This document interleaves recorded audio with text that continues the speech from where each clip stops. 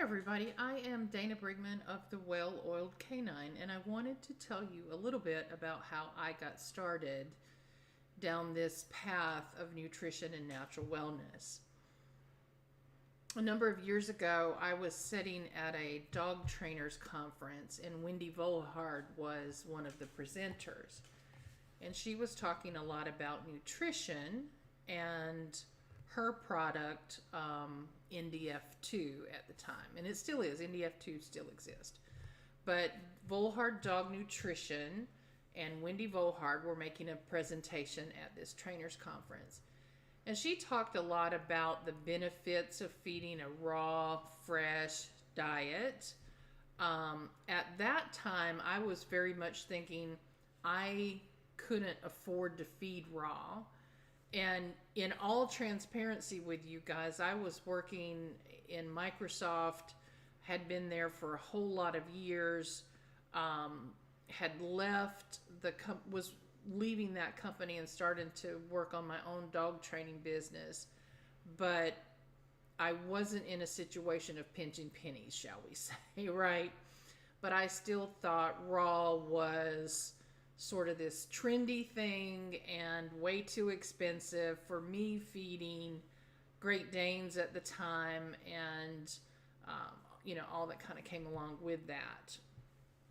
But so much of what she said was very interesting, very fascinating. Like, for example, she mentioned that when people fed raw diets over in Europe, that there had been an observation of significantly less bloating, that gastric torsion issue in large breed animals. And having been a raiser and foster of Great Danes for many years, that was something I found very fascinating and was like, well, why didn't I know that sooner?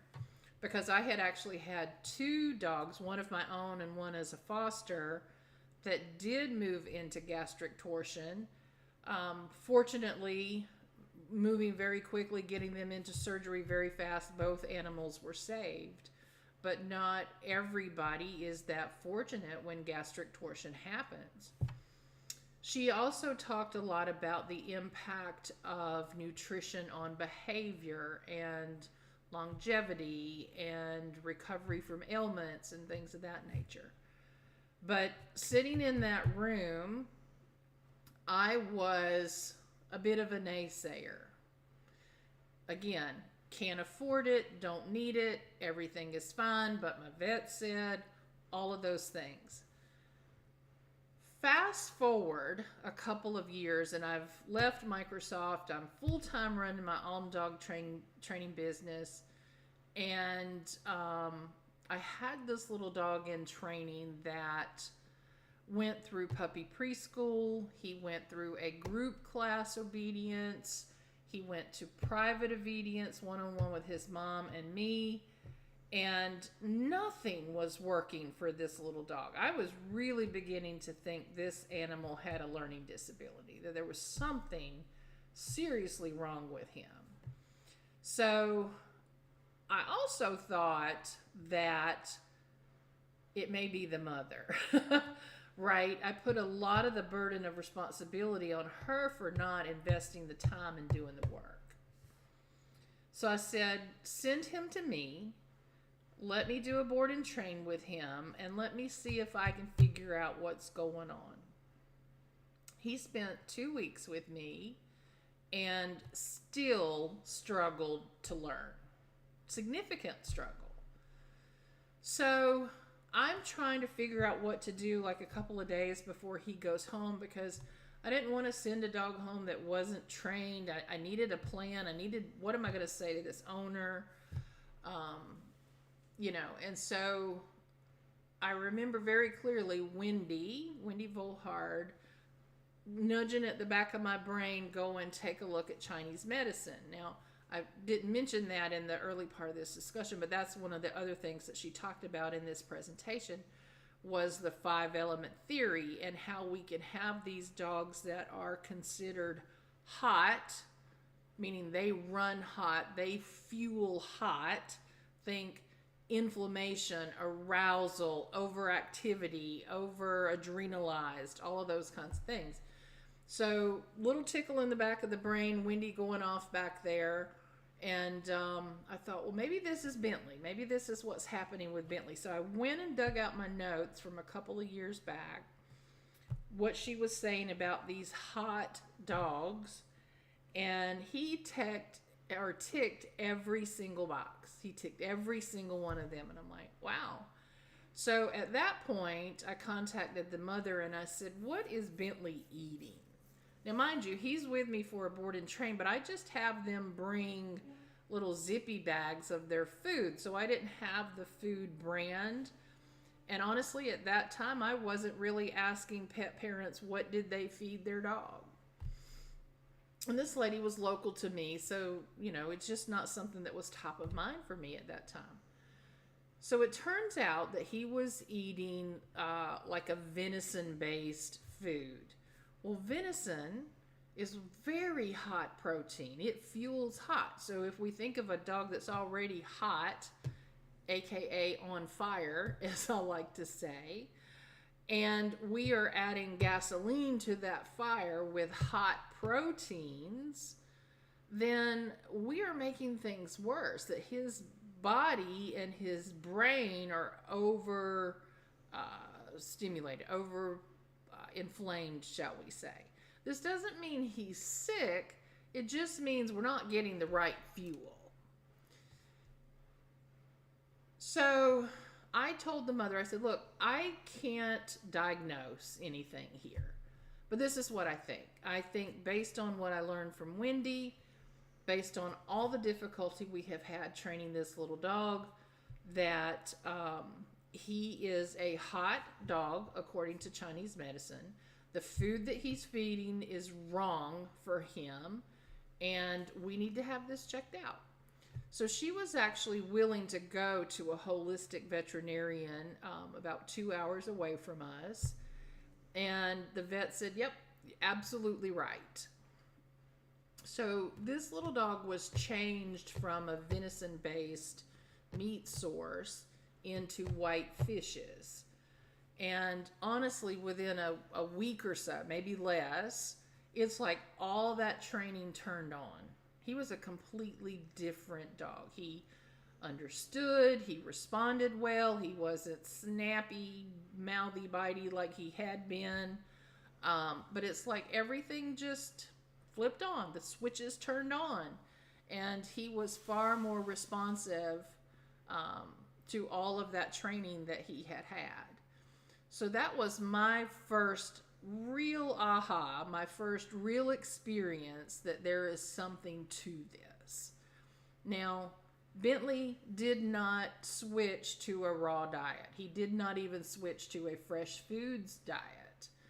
But just changing him from the wrong protein source into a better protein source for where he was in his body, shall we say, things shifted.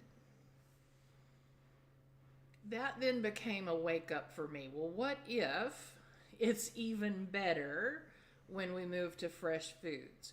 What if it's even better when we stop adding in all these crazy toxins and we do some detox work after vaccines and whatever those things are? So all of this set me on a much deeper journey to learn more about nutrition. There's another component of this that set me on a journey to learn about essential oils that I'll tell you about later, and how all of this sort of converges together to where I am today and how I like to work. But if I only knew then what I know now about all of this stuff, I would have done so many things differently for my own dog that kind of had a quick, hot-headed attitude and a lot of the foster dogs and some of the training dogs.